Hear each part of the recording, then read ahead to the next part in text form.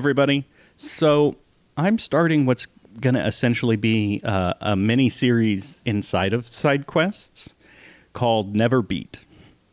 The idea behind this is, I was thinking the other day, I think I might have started playing video games a little too young.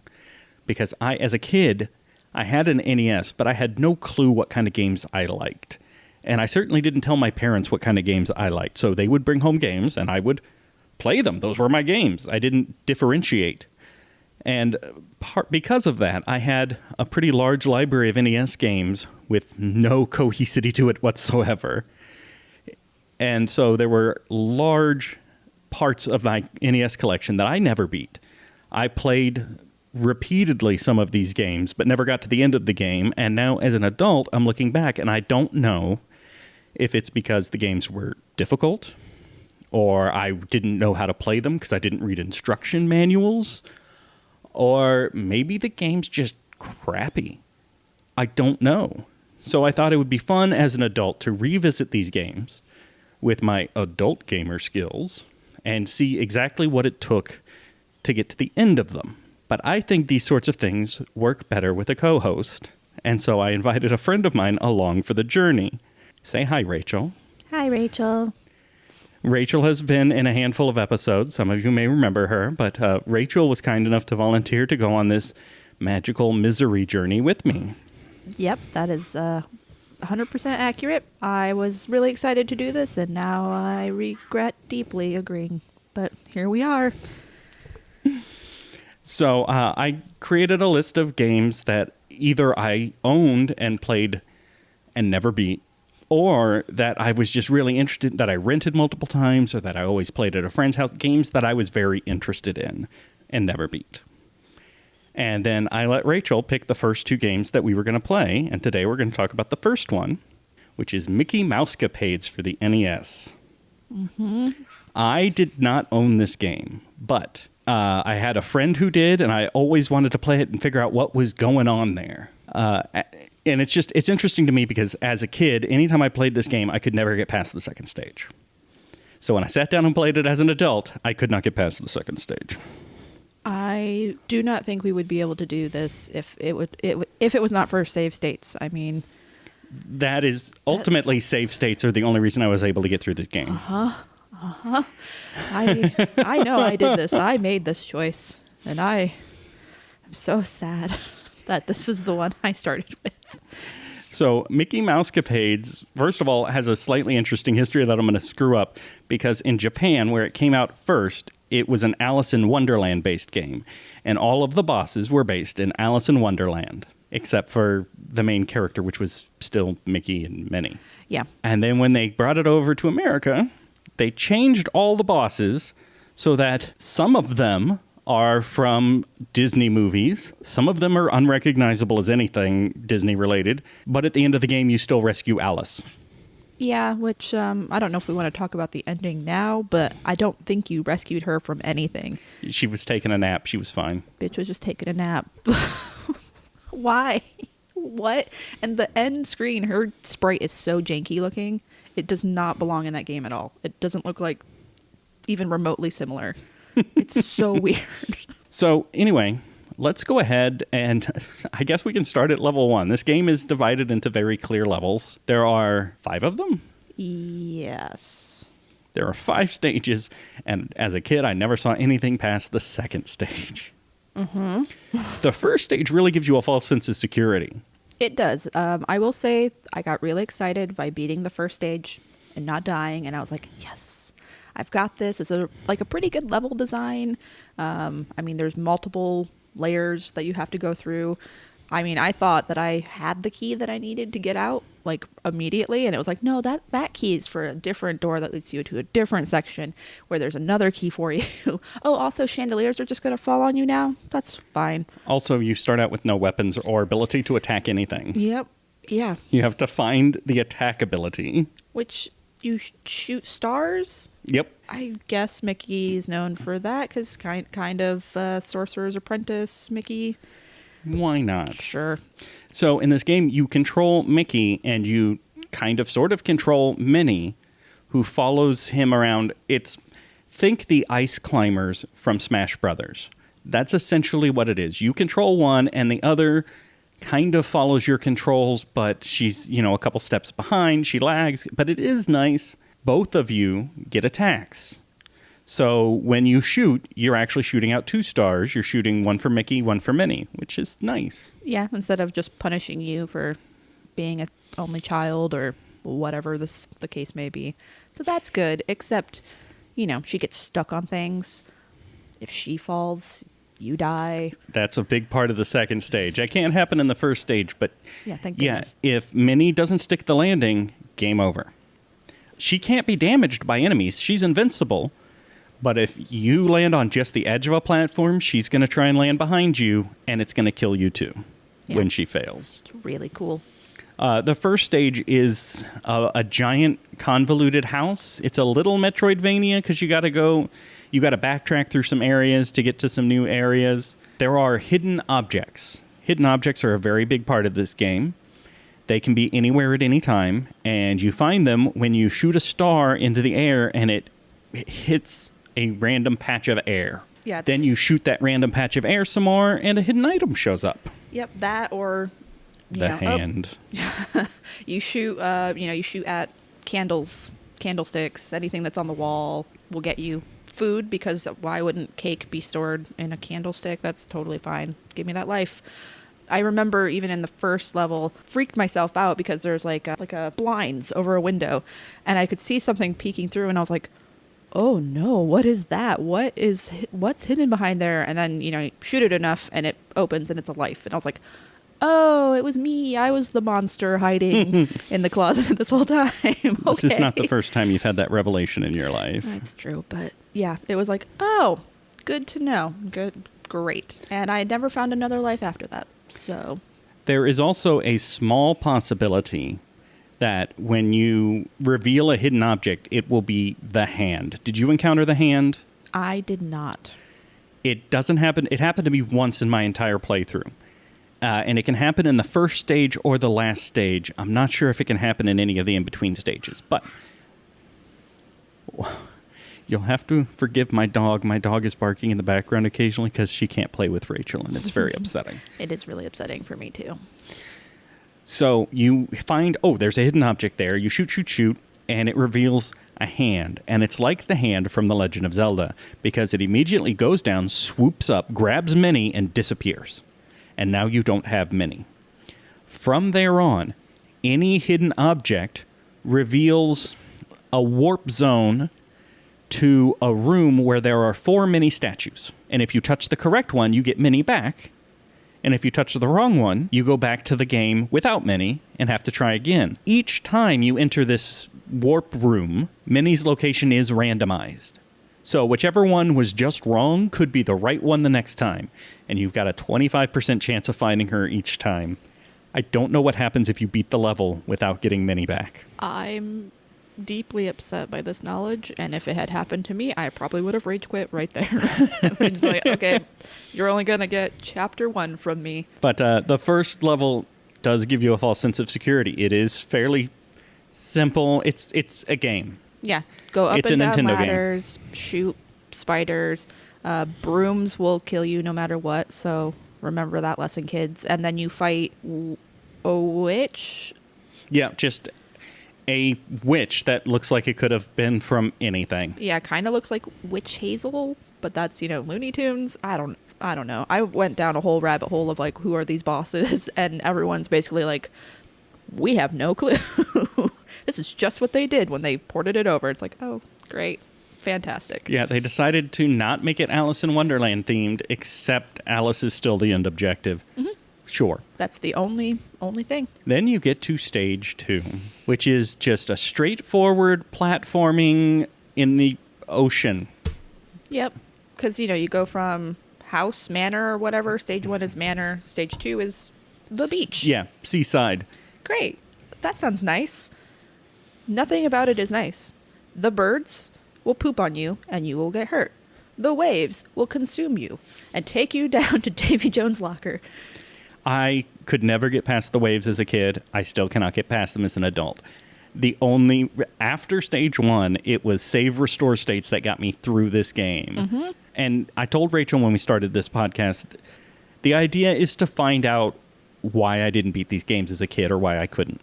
Failure is an option. If you can't beat the game, you can't beat the game. If you need to do save and restore states, do them. If you need to use cheat codes, that's fine too. The goal is to see what it takes to get through these games. And I am sure that there are people out there who can get through the second stage of Mickey Mousecapades. I'm sure they exist. Yeah. Jumping over those waves, no problem. But the waves come up, deal serious damage. And they happen at the worst times throughout the stage. And I had to save and restore and creep my way through the stage. It was the only way. Yeah, I'm pretty sure after about, I want to say 25 minutes, I was just like holding on to my butt and we're just running and seeing what happens because I'm either going to die or I'm going to make it through somehow. And yeah, somehow finally beat it. The most frustrating part outside of the waves and then just the birds out to kill you was this is where you learn that if Minnie falls, you are dead. So and she's going to fall. She's going to fall so many times. It is so unfair. But then once you finally get through, it's a way shorter level, which thank you. I guess they knew if you somehow made it through, it was going to be okay. But yeah, it's so frustrating. And like, is there a final boss? Yes. It's like a shark or something. Was this... No, the caterpillars, or the snake thing's the third stage. Yeah. It's a walrus. It's the walrus from Alice in Wonderland, by the way. They did not change that one. Yeah, sure. That makes sense. So, why not? Yeah. Why not? And then, then it leads to... And all boss fights in this game, by the way, function exactly the same way. Mm-hmm. It is all the enemies on the other side of the screen, and they are shooting at you in a pattern. You are jumping to avoid their shots and returning fire. That is every boss in the game. Yeah, they basically just get faster or shoot more things at you. And then we enter the forest maze. This is the most diabolical, horrible to the players. It is dreadful. Here's how the forest maze works. You are going on a straight path through a forest. And if you just keep walking, you will eventually loop and be back at the beginning of the stage and go through the forest again and again and again. There are doors throughout the stage. The correct door takes you to the next part of the level, which is still the exact same forest, but in a different season. So your goal is to go from spring to summer to fall to winter, and then to the boss. For spring, you just have to find the correct door, go through it, and you get to summer. For summer, you just have to find the correct door, go through it, and move on to fall. The wrong door will send you back to spring. In fall, all the doors are the wrong door. Instead, you have to find a hidden door by shooting at the air and unlocking like you do any other hidden object. But this is the third stage in the game, and up to this point, you have never needed to do any hidden object. They've always been bonus objectives, not necessary to complete the stage. So you will instead be trying the doors, going back to spring, going to summer, going to fall, back to spring, summer, fall, before you eventually figure out, okay, hidden door. Great.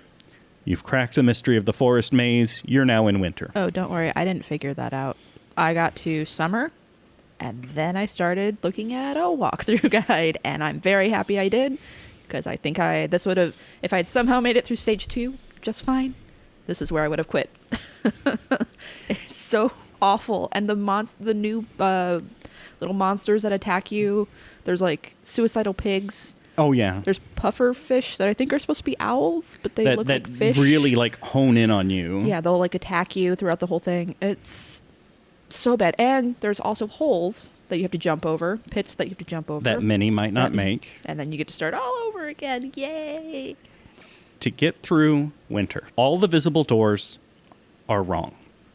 And will start you either go back a stage or go back to the beginning in spring. The hidden door that you can find takes you back to the beginning in spring. You beat winter by first doing a full lap around the stage, and then you will have access to a hidden door that didn't exist previously. But you better pick the right hidden door, because now there's 2 of them. One takes you to the end boss, and the other returns you to the beginning of this entire experience. So, Not only does this stage require you to find the hidden path to go forward, but then you think you've learned that lesson and it punishes you for trying that again, and instead you have to loop the stage once, which is not something you've ever had to do. Then find the other hidden door to go forward. It is a forest maze that requires you to not follow any of the rules in the game up to that point in order to proceed. It is incredibly frustrating. It's the worst. And especially like the having to like shoot and hope you find the door. Like it's not just like you shoot it a couple of times and then the door appears. Like you have to like be aiming and like holding down the shoot button for solid like 6 or 7 hits before, oh, here's this door. Like it's really hard for you to just stumble upon something like that. Yeah, so you have to be avoiding the enemies, avoiding enemy projectiles, not falling in pits, all the while shooting completely at random and watching each one of your shots to see if they connect with anything invisible. ADHD is a requirement of this game. Yeah, and then once you finally beat the forest maze, it takes you to the gardens, which are still part of the same stage now, suddenly. And luckily it's a little more forgiving, but you have to like jump over flowers that like just shoot pollen, fire, bombs, whatever at you that you can't kill. But this is where I learned about the fairies, so that was exciting. If you just shoot randomly, the fairies will come out, and then you're like immune to hits for a little bit. Oh, nice. So it's like the I star. I didn't get any fairies. Yeah. Yep. Learned about that. I was like, well, this would have been good to know. Just randomly came out, and I was like, wait, I'm immune? I'm immune. You didn't get the hand, and I didn't get the fairies. Yeah. Just here's another random element we're just adding out of nowhere. Why not? So yeah, that. But the boss for this one's pretty straightforward. It's the snake. Yep.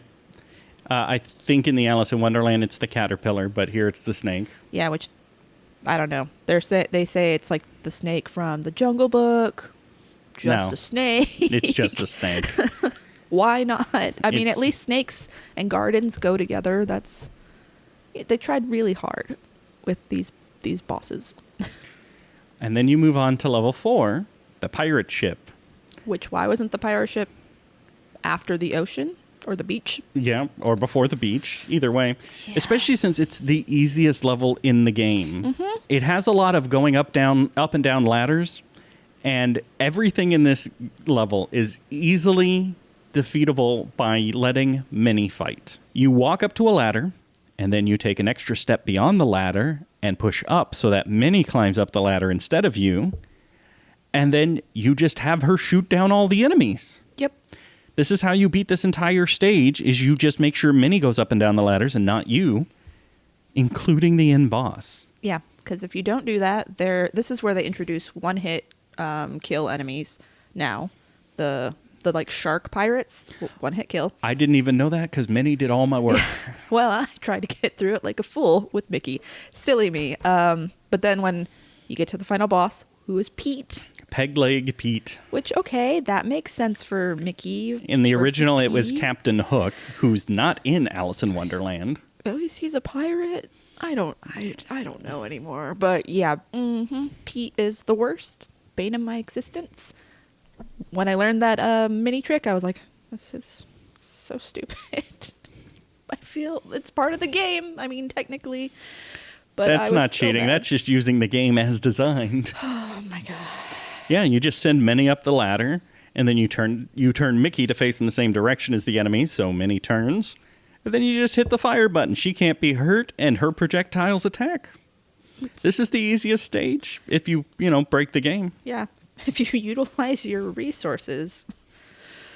Oh, man. And then, I guess, Mickey absconds with the pirate ship and then drives it directly into the castle. Castle, yep. Because why not? The 5th stage is a castle. It's essentially the first level again. Mm-hmm. Just more complex with more enemies. Way more platforming.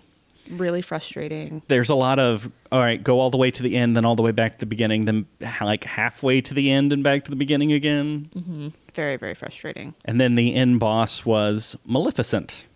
Who, her sprite also looks completely different than all the others. Yeah. But you did forget that there's a mini boss before Maleficent. Oh, that's right. Pete comes back. I mean, why did Mickey let him off the ship? Why didn't he tie him up? Why didn't he throw him? Make him walk the plank? Yeah, why didn't he throw him to the alligator? Why didn't he? Oh, that's who the boss is on the second level. It's the alligator, because the walrus comes back in. The walrus shows up in the castle. You're right. You're right. We got it right eventually. But yeah, Pete comes back, and I was just so mad because I had such a hard time before learning the mini trick, and then he just shows up, and I'm like, oh God, why?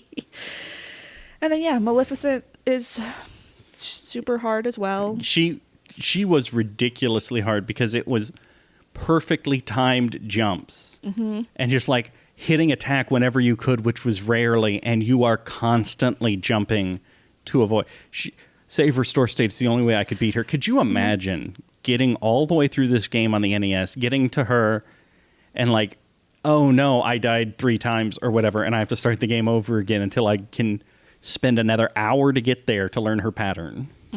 No, I would have taken the cartridge out, and I probably would have thrown it in the toilet. So it would have been a game you never beat. Exactly.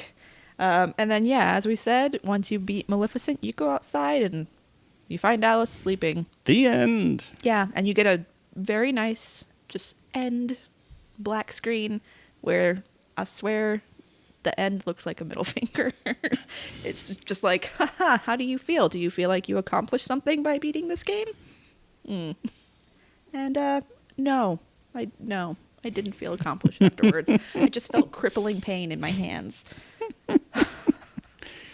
Oh, it is a cruel game that does not have a payoff. No. I no longer have any. It no longer has an air of mystique to me. I no longer want to figure out what's going on in this game and how do I get past the second. No. Nope. No, we played this so you don't have to. Yeah, the only thing that I could say, if you are just interested, is it is pretty interesting to like learn about how it changed from the Japanese Famicom to here. Yeah, I don't know why we needed Maleficent instead of the Queen of Hearts. Yeah, I mean, even the Japanese like cover shows like Mickey, Minnie, and Alice like hanging out. Why did it need to be changed at all? It doesn't make any sense. And Alice wasn't even in trouble. She was just having a nap. Yeah, she was just having a good old time, resting her eyes. So all I can assume is that Mickey made a big deal out of nothing, and if they had cell phones, that wouldn't have been a problem. So he probably it was one of those situations where like he had to lie to Minnie about where he'd been. He was like, I found out Alice is in danger. Yeah. So I'm going to go. Well, I'm going to come with you. Oh, crap. Oh, man, I have to make up this whole stage. Okay, hold up. Hey, Pete. I think she's in that castle, but to get there, we'll need to go to the beach and then through the woods and then back to the beach for a pirate ship to get to the castle. We should just stay on our house with the crashing chandeliers. Yeah, that's way safer. Oh, yeah, I deeply regret choosing this game first, but we did it. Here we are. We did it. And that's, the journey was really what made it worth it. All right. Do you have anything else we want to talk about for Mickey Mousecapades before we close this out? I will say that the music was pretty catchy. For little just 8-bit chimes. It wasn't annoying like it could be. Didn't drive me crazy after dying over. No, it was the game itself that, yeah. And like the sprites for like Mickey and Minnie looked pretty solid. Everything else was really bad. No, thank you. If I ever see a copy of this game in the wild, I'm going to burn it. Well, I look forward to catching that on the news now. All right, so that's all we've got for our first inaugural issue of Never Beat. Thank you for joining us. We will be back. Probably. Bye, guys. Turn so I can like face you and not. Okay, that's better. It was the look of sheer concentration on your face as you were turning. I just wanted to get it perfect. I know, you just had a look on your face of, I'm going to make this happen. It was determination. It was great. I shall turn my body and it will be great.